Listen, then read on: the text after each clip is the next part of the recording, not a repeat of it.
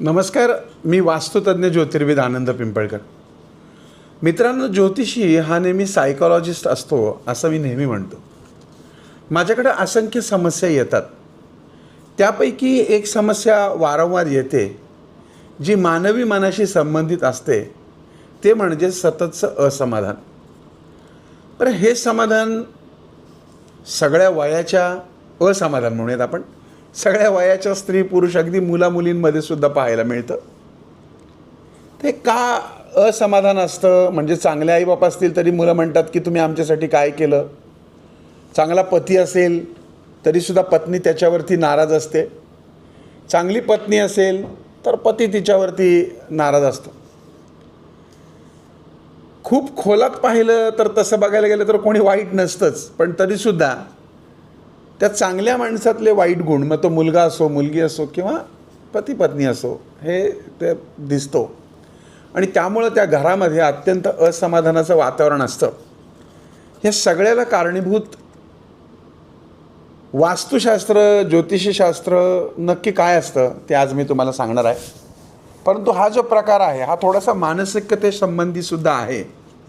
आणि हे समजून घेण्याआधी आनंद पिंपळकर आनंदी वास्तू हे फेसबुकचे पेज आणि यूट्यूब चॅनल तुम्हाला सबस्क्राईब करायला हवं. आपण अनेकदा आपल्या आजूबाजूला अशी काही माणसं पाहतो की ज्यांच्याकडे सर्व काही असतं. चांगलं कुटुंब असतं, प्रेम करणारा जोडीदार असतो, आर्थिक स्थैर्य असतं, मुलं बाळं असतात, घर असते, गाडी असते, समाजामध्ये खूप मान सन्मान असतो. आणि सर्व काही असूनही ती व्यक्तिमत्व, स्त्री असेल, पुरुष असेल, मुलं कोणी असेल, ते असमाधानी असते. ते कधीच आनंदी दिसत नाही.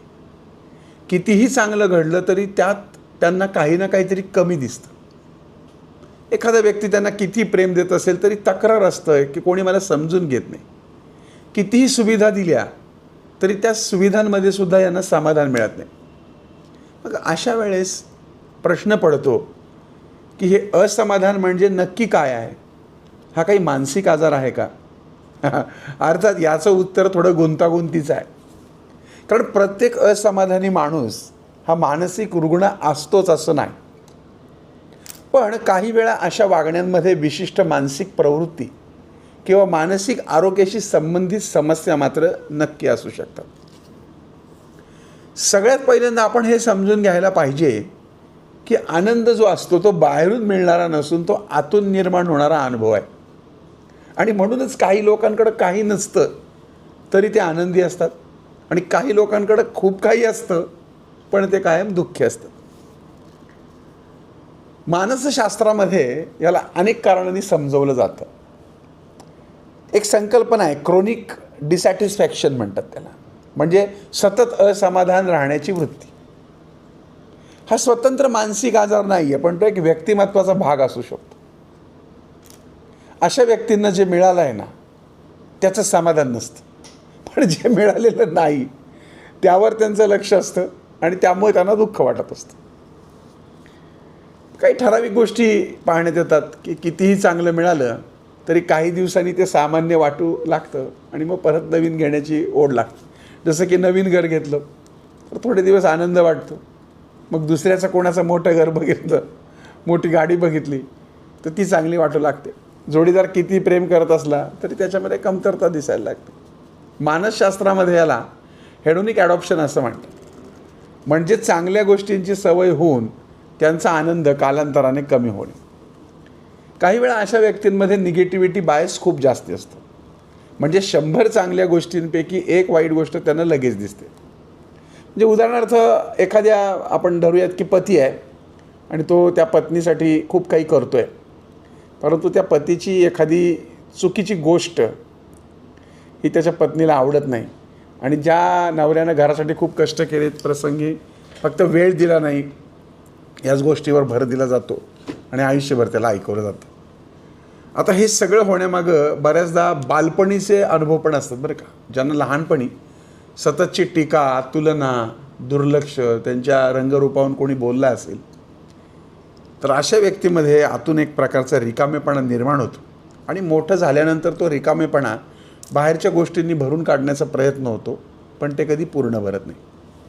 काही प्रकरणांमध्ये हे डिप्रेशनचं लक्षण देखील असू शकतं. डिप्रेशन म्हणजे तुम्हाला काय वाटतं? फक्त रडलं, दुःखी दिसणं असं नाही. अनेकदा व्यक्ती बाहेरून सामान्य दिसते, पण तिला कोणत्याच गोष्टीत आनंद वाटत नाही. मानसशास्त्रामध्ये याला अनहेडोनिया असं म्हणतात, म्हणजे आनंद घेण्याची क्षमता कमी होणे. अशा व्यक्तींना आवडत्या गोष्टीत रस वाटत नाही, कुटुंबाचा आनंद, मित्र, पैसा, यश यात काहीच त्यांच्या मनाला स्पर्श करत नाही. तर काही लोकांमध्ये नार्सिस्टिक ट्रेट्स म्हणजे अतिशय स्वतंत्र, स्वतः केंद्रित म्हणजे स्वतःवर केंद्रित असणाऱ्या व्यक्तिमत्वाचे गुण दिसू शकतात. अशा व्यक्तींना सतत कौतुक हवं असतं. त्यांना असं वाटतं की त्यांना नेहमी विशेष वागणूक मिळाली पाहिजे, किती दिलं तरी ते त्यांना अपूर्ण वाटतं. आणि म्हणून हे सगळे जे प्रकार आहेत हे कुठं ना कुठेतरी मानसशास्त्राशी, मनाशी संबंधित आहेत. तर मगाशी मी तुम्हाला जे वाक्य सांगितलं की आनंद हा बाहेरून शोधण्यात काही अर्थ नाही, हा आतून शोधला पाहिजे. कोट्याधीशाची बायको ही दुःखी असते आणि गरिबाची बायको ही आनंदी आणि सुखी समाधानाने संसार करते, कारण जे आहे त्यात आनंद मानण्याची त्यांची प्रवृत्ती. त्यामुळं एक मात्र गोष्ट लक्षात ठेवा की हा कार्यक्रम ऐकून इंटरनेटवरती त्या व्यक्तीचं निरीक्षण करून लगेच त्याला मानसिक आजार आहे वगैरे असा निष्कर्ष काढू नका. त्याला ते मानसोपचार तज्ज्ञ तो करू शकतात. बऱ्याच वेळा या ज्या समस्या आहेत त्या आजार नाही आहे, त्या विचारसरणीचा आजार आहे. काही लोकांचं लक्ष नेहमी अभावाकडे असतं, काही लोकांचं उपलब्ध गोष्टींकडे. आणि म्हणून कृतज्ञता ही आनंदाची गुरुकिल्ली आहे. त्यामुळे रोज स्वतःला विचारलं पाहिजे, माझ्याकडं काय नाही यापेक्षा माझ्याकडं किती आहे आणि किती छान आहे. आणि खरंच मी त्या ईश्वराचे आभार मानतो की खरंच माझ्याकडं खूप काही आहे. तुम्ही म्हणाल खूप काही म्हणजे काय? तुमच्या डोळ्यांना नीट दिसतं, तुमच्या कानांना ऐकू येतं, तुमचं हृदय नीट धडधडतं, तुमची किडनी नीट काम करते, बस हातापायानी चालता येतं, तुम्ही आंधळे नाही आहे, तुम्हाला चांगलं दिसतं. केवढं मोठं सुख आहे, केवढी मोठी संपत्ती आहे. म्हणजे तात्पर्य असं आहे की ज्या गोष्टी आहेत ना त्याचा आपण आनंद मानायला पाहिजे. आणि तुमच्याकडे मी म्हणतो काही जरी नसलं तरी शरीर ही सारखी इतकी उत्तम संपत्ती तुमच्याकडे आहे, त्यासाठी त्या परमेश्वराची कृतज्ञता माना. पुन्हा भेटूया.